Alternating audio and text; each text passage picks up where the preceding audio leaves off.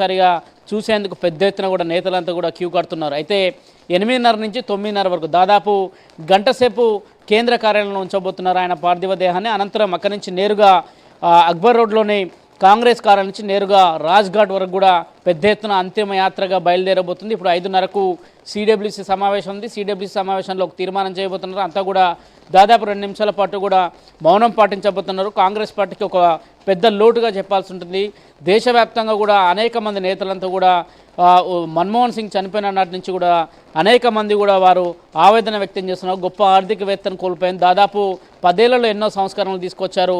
Right to information act కావచ్చు, ఆధార్ కావచ్చు, అదేవిధంగా నరేగా కావచ్చు, అనేక సంస్కరణలు దేశంలో తీసుకొచ్చారని కూడా నేతలు కొనియాడుతున్నారు. కాసేపటి క్రితం ముఖ్యమంత్రి చంద్రబాబు నాయుడు విజిట్ చేసిన సందర్భంగా ఆయనతో మీడియాతో మాట్లాడుతూ కూడా దాదాపు 10 ఏళ్లలో ఏ విధంగా పనిచేస్తారో, ఆర్థిక స్థితిని ఏ విధంగా ఇండియాని ఏ విధంగా ముందుకు తీసుకొచ్చారు, జీడిపిలో ఏ విధంగా దేశాన్ని ముందుంచారనే అంశాలపైన కూడా మాట్లాడుతూ కొంత ఆయన కూడా మన్మోహన్ సింగ్తోనున్న బంధాన్ని పంచుకోవడం జరిగింది. మరోవైపు సాయంత్రానికి సిడబ్ల్యూసీ సమావేశంలో ఈ సమావేశంలో చర్చ జరగబోతుంది. సమావేశంలో ఒక తీర్మానం కూడా చేయబోతున్నారు. దాదాపు కాంగ్రెస్ పార్టీ దీనికి సంబంధించిన అన్ని కార్యక్రమాలను కూడా ఇప్పటికే రద్దు చేసింది. మరోవైపు కేంద్ర కేబినెట్ ప్రధానమంత్రి నరేంద్ర మోడీ నేతృత్వంలో సమావేశమైంది.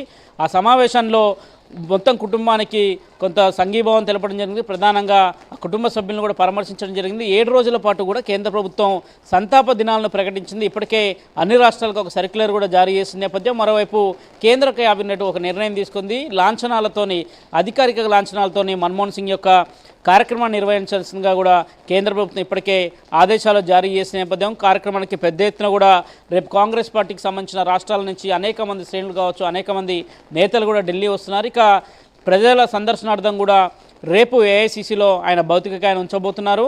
మన్మోహన్ సింగ్ కుమార్తె ప్రస్తుతం ఆమె అబ్రాడ్లో ఉన్నారు. వారు సాయంత్రానికి చేరుకుంటారు. పార్థివ దేహాన్ని ఈరోజు ఆమె రాత్రికి మన్మోహన్ సింగ్ని చూసిన అనంతరం నేరుగా ఏఐసిసి తీసుకురాబోతున్నారు. రాజ్ఘాట్లో కూడా ఇప్పటికే ఏర్పాట్లు అయితే చేస్తున్నారు. శ్రీనివాస్.